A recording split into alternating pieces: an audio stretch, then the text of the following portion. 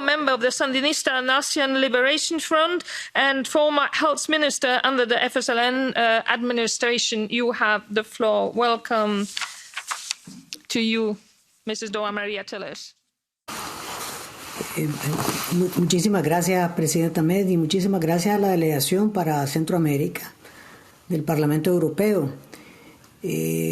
Yo también quiero agradecer personalmente a Javier Nar porque él fue mi padrino, el que mantuvo visible mi situación y que eso pues jugó un papel importante. Yo les quiero decir que cada visita familiar en que mi hermano me contaba lo que ustedes hacían, lo que hacía el Parlamento Europeo, lo que hacía cada país de Europa, era un acompañamiento, una manera de no sentir soledad, una manera de sentirnos acompañados y una manera de sentir de que esa posición de resistencia que yo tenía, que teníamos todos los que estábamos ahí en el Chipote, en la Dirección de Auxilio Judicial, servía para que los ojos del mundo estuviesen mantenidos sobre Nicaragua. De manera que yo expreso mi profunda gratitud a ustedes, a lo que han hecho en este periodo y a lo que siguen haciendo por nosotros los nicaragüenses.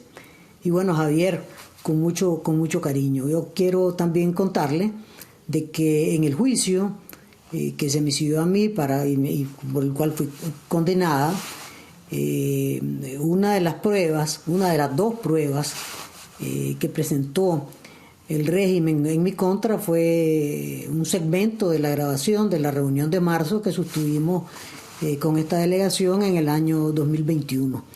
Así es que, pues, ahí les dejo esa historia. Llegamos a Estados Unidos básicamente de sorpresa, porque pues a pesar de que habían en diciembre y enero cambiado un poco las condiciones carcelarias, habíamos podido ver a los familiares, quienes tenían hijos habían podido ver a sus hijos e hijas.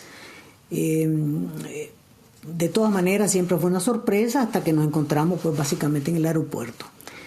Ahí ahí llegamos 222 personas, de las cuales 32 somos mujeres y 190 hombres, de 11 penales distintos dentro del país. Una gran parte de la Modelo, la cárcel donde están la mayor parte de los hombres estaban ahí, en el Chipote, donde había otro grupo también grande, y el resto pues en lo largo de todo el país. Este es un grupo, pues ahora estamos repartidos en distintos estados en los Estados Unidos, unos en mejores condiciones que otros, algunos tenemos familiares, otros no tienen a nadie, ¿verdad? En condiciones de alojamiento de corto plazo, en condiciones que pueden volverse precarias en cualquier situación. Hay por lo menos unos 40 personas que son, o somos, ahora ya me meto en la cola yo de la tercera edad, y una gran parte del grupo de los 222 que no habla idioma inglés y que su inserción en la sociedad estadounidense puede ser bastante compleja. Pero bueno, hasta ahora estamos todos tramitando permiso de trabajo, con dificultades grandes de salud física, salud mental. Hay una parte muy importante de quienes salimos de la cárcel que tiene problemas de insomnio, problemas de ansiedad, angustia, depresión, una situación de preocupación y angustia por su familia dentro de Nicaragua que no pueden salir legalmente. Los niños y las niñas no les dan pasaporte porque sus padres ya no existen en el registro civil. Cuando fuimos desnacionalizados también nos borraron del registro civil. Entonces los permisos que dan para que puedan salir niños o niñas y conseguir pasaportes simple y llanamente son inválidos, de tal manera que hay una corriente de salida de niños y niñas, hijos de estas personas que fuimos liberados, por vía ilegal, por la frontera, ¿verdad? Por punto ciego, como le decimos nosotros, porque el gobierno se niega a conseguirle el pasaporte porque no reconoce la autorización de un padre que fue desnacionalizado y fue expatriado. Y esta es una condición de angustia para gran parte de presas y presos que ven que su familia está en riesgo, que está siendo presionada, que está siendo amenazada, que no puede salir por las condiciones económicas y que también tiene dificultad de salir legalmente, pues, con sus documentos en regla porque el gobierno les impide esa salida. Entonces la situación actual de la mayoría de este grupo 222 tiene, digamos, estas dificultades económicas muy fuertes, este problema de angustia por la seguridad de las familias y además todas las dificultades causadas por la cárcel de salud física, de salud mental, y la inseguridad y la incertidumbre para reajustar la vida en los Estados Unidos. Verá que es muy distinta. Algunos de ellos ni siquiera había viajado al municipio colindante de su condición, digamos que son algunos campesinos que no habían salido ni siquiera a una distancia demasiado larga de sus propias comunidades hasta que fueron metidos en la cárcel y que se encuentran ahora pues en una condición bastante compleja. Aquí se ha facilitado los permisos de trabajo, han buscado asistencia legal, se ha proporcionado a través de distintos apoyos, organismos, el propio Departamento de Estado, para que pueda llenarse los papeles y avanzar en el proceso de legalización en los Estados Unidos. Sin embargo, hay un problema que ya está básicamente identificado. Una parte muy importante de los 222 no va a poder sostenerse en el corto plazo. Y la condición con la cual nos ha aceptado los Estados Unidos, que es una visa humanitaria, no incluye, que da derecho al asilo y luego a la residencia, que es un trámite bastante rápido porque hay algunos que han recibido su permiso de trabajo, pero no es la condición de refugiados que les permitiría a las personas que están en peor condición, una vez identificadas, recibir algún apoyo para su reincorporación, para su reinserción en la sociedad o para su inserción en la sociedad estadounidense. Y lo mismo los países que han ofrecido la ciudadanía no va aparejada con el reconocimiento de una condición de vulnerabilidad en la que están la mayoría de las personas presas y presos que salimos el 9 de febrero hacia los Estados Unidos. Esa es, digamos, la condición general actualmente del grupo que fuimos liberados el 9 de febrero. Y obviamente está toda la parte de preocupación sobre las propiedades, ¿verdad? El borramiento de nuestro registro civil, o sea, prácticamente desaparecimos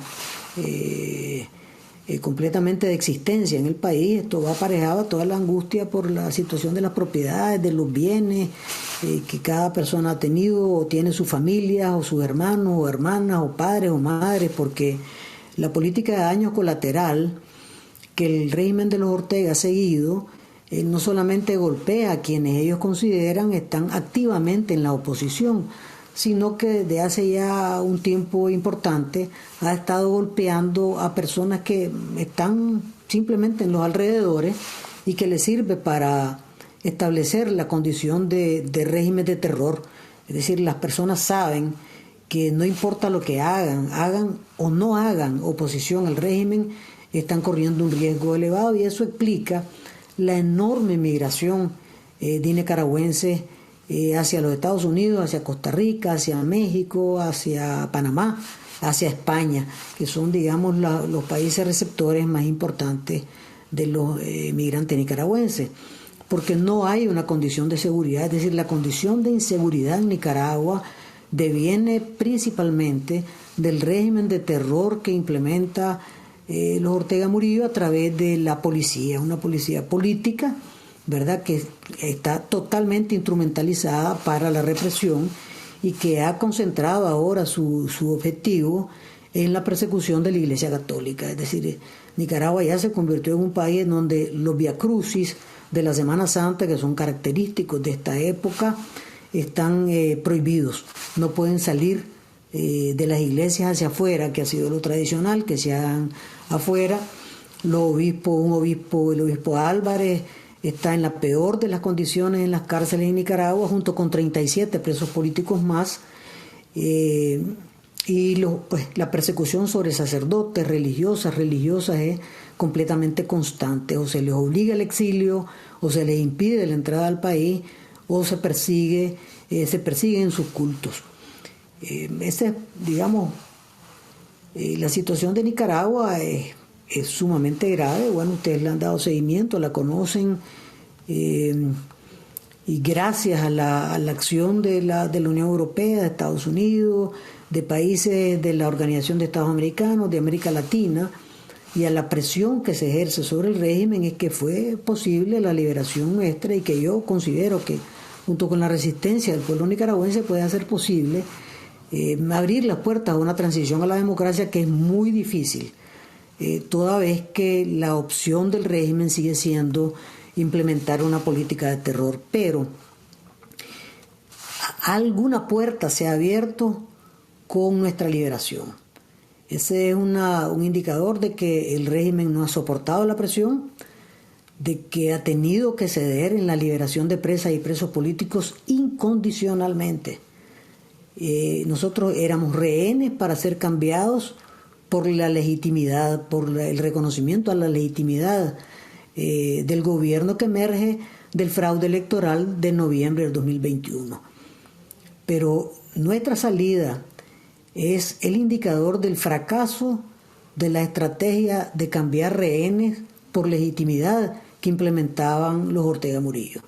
Y eso es muy importante, porque es la señal de que hay una presión desde dentro y hay una presión desde fuera que no están siendo capaces ya de sostener, y que a pesar de que el régimen de terror se mantiene, a pesar de que la represión crece en Nicaragua, a pesar de que las amenazas se multiplican, como por ejemplo con la lista de los 94 personas que ya estaban en el exilio y a los cuales les han confiscado sus propiedades, les han quitado la nacionalidad, los han llevado a condición de apátrida. Es decir, a pesar de que eso continúa, hay una señal de que el régimen no está siendo capaz de soportar la presión. Y yo quiero repetir aquí lo que dije en marzo del 2021 y que fue presentado en el juicio en mi contra. El régimen de los Ortega Murillo solamente entiende, ¿verdad?, con señales firmes, contundentes, de que no va a ser tolerada sus violaciones a los derechos humanos, y que no va a ser tolerada la condición de régimen autoritario que se ha establecido en Nicaragua, con una completa corrupción del sistema judicial y un total involucramiento de la policía en el modelo de represión que se ha establecido. Yo quiero, no me quiero extender, pero quiero de nuevo agradecerle a ustedes, al grupo, por este acompañamiento, para mí muy importante, y para todos los que estábamos presos ahí y en las otras cárceles también, saber que estaban ustedes ahí, ¿verdad? Y saber con certeza total de que estaban alzando sus voces por Nicaragua, y que estaban alzando sus voces también por nosotros. Así que muchas gracias. Muchas gracias a usted. It was very, very interesting and very important to listen to you. I didn't want to interrupt you. I hope we have a few minutes more from the interpreters, but I will give the floor immediately to Mr. Felix Maradiaga, a university professor candidate for the presidency for the Unidad Azul y Blanco. Apreciadas diputadas, apreciados diputados, ante todo quiero expresar mi profundo agradecimiento por el apoyo inquebrantable y decidido que han dado en todo momento para lograr nuestra libertad. Personalmente quiero agradecerles por recibir con tanto cariño y compromiso a mi esposa Berta Valle, también a Victoria Cárdenas, esposa de otro candidato que fue preso político, Juan Sebastián Chamorro, cada vez que ellas tocaron las puertas. Agradezco también a los eurodiputados que de forma muy generosa fueron nuestros padrinos en una campaña humanitaria para darnos voz cuando estábamos en ese lugar secuestrados. Mi padrino fue Gabriel Mato, a quien le hago también llegar un agradecimiento. Mi hija Alejandra, a quien yo no había visto por 3 años, mi esposa Berta y mi madre y yo no podremos nunca agradecerles por tanto cariño y apoyo. También quiero agradecer la oportunidad que le han dado a Dora María y a mí de comparecer una vez más ante ustedes con el agridulce sabor de la libertad por vías de un destierro ilegal y sabiendo que todavía quedan más personas, 37, 38 personas presas, incluyendo Monseñor Rolando Álvarez, que sigue secuestrado en Nicaragua. Nicaragua sigue necesitando de su atención. El pueblo nicaragüense se encuentra secuestrado y no se avisora ninguna muestra genuina por parte del régimen de Daniel Ortega de avenirse a encontrar una solución cívica y pacífica, como lo hemos venido insistiendo desde el año 2018. A salir de la cárcel después de 611 días y 14 horas en ese calabozo, pude comprobar de manera personal y con horror la huella perversa del autoritarismo y cómo deja su impronta en todos los rincones del mundo con una estructura claramente coordinada. Yo le he venido llamando el ecosistema de dictadores. Así que a partir de la dura experiencia en esa cárcel de auxilio judicial, conocida popularmente en Nicaragua como la cárcel del Chipote, he podido también comprobar que el régimen de Ortega no tiene reparos en expresar su odio a cualquier persona o sector de la comunidad nicaragüense, sea donde sea, que intente detener los avances de la dictadura. Por ejemplo, durante los primeros 84 días de mi detención, estuve completamente aislado del mundo exterior, es decir, sin ninguna posibilidad de acceder ni a mi abogado ni a mi familia.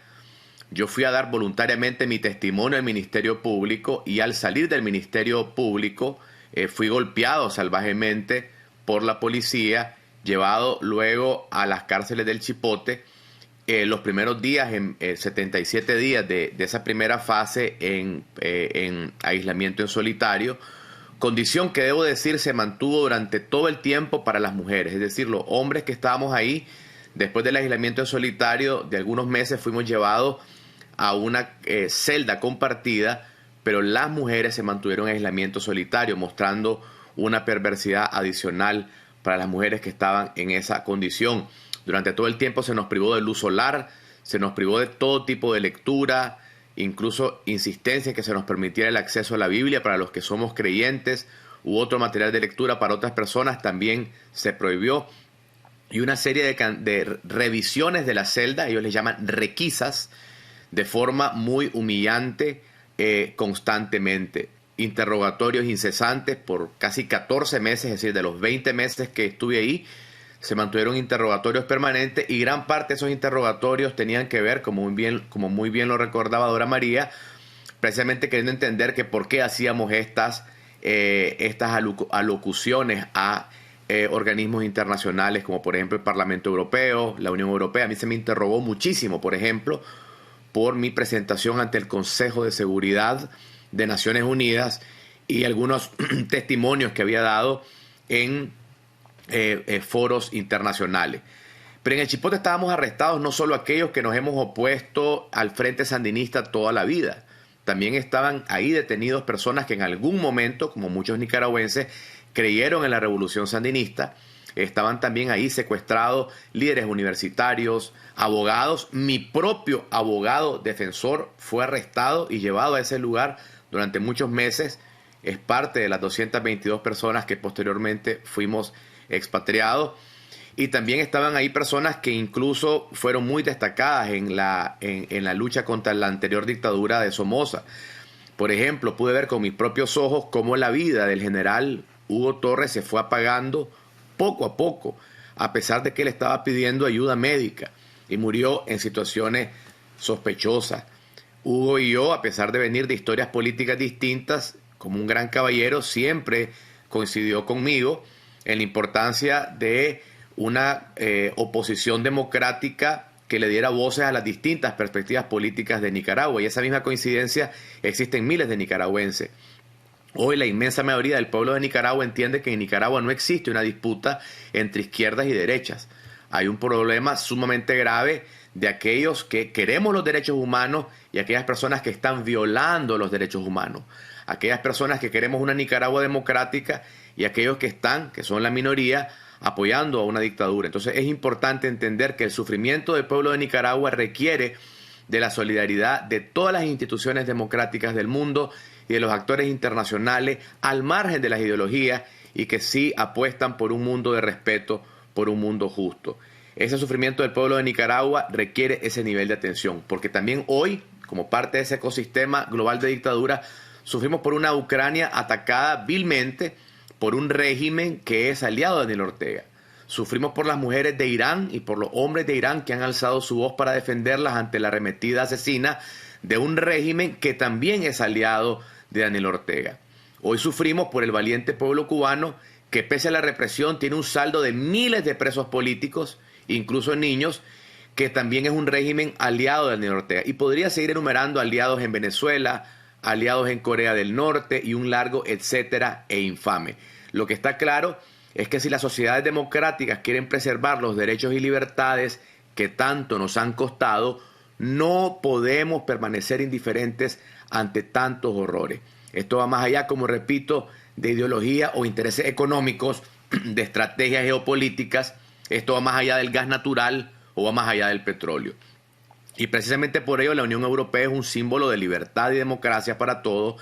Es un modelo de bienestar y de participación ciudadana que tanto ansiamos otras sociedades como la nicaragüense, y su voz y poder político puede ser un factor de cambio para Nicaragua. Así que agradecemos las acciones de la Unión Europea para garantizar la democratización de Nicaragua, pero creemos que muchas de las demandas que se han venido haciendo al Parlamento Europeo y que las venimos haciendo desde hace muchos años, y estas resoluciones no han sido ejecutadas a cabalidad por el Ejecutivo comunitario.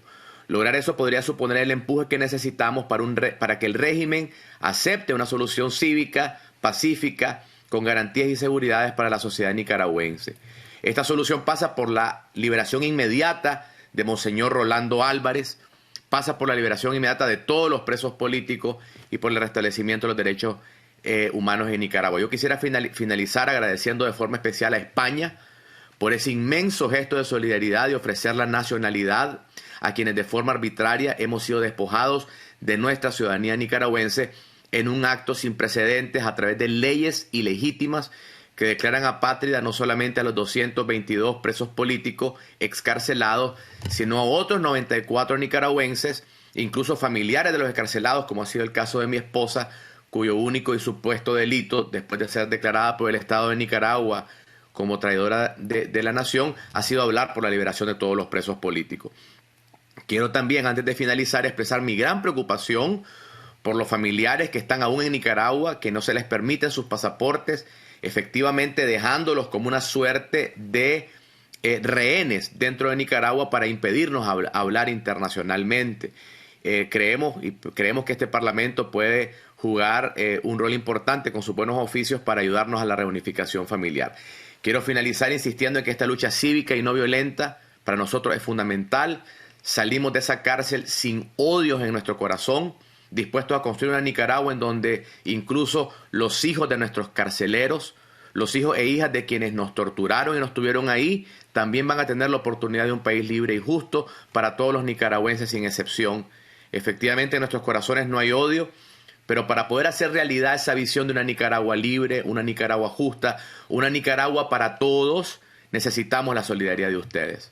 Muchas gracias.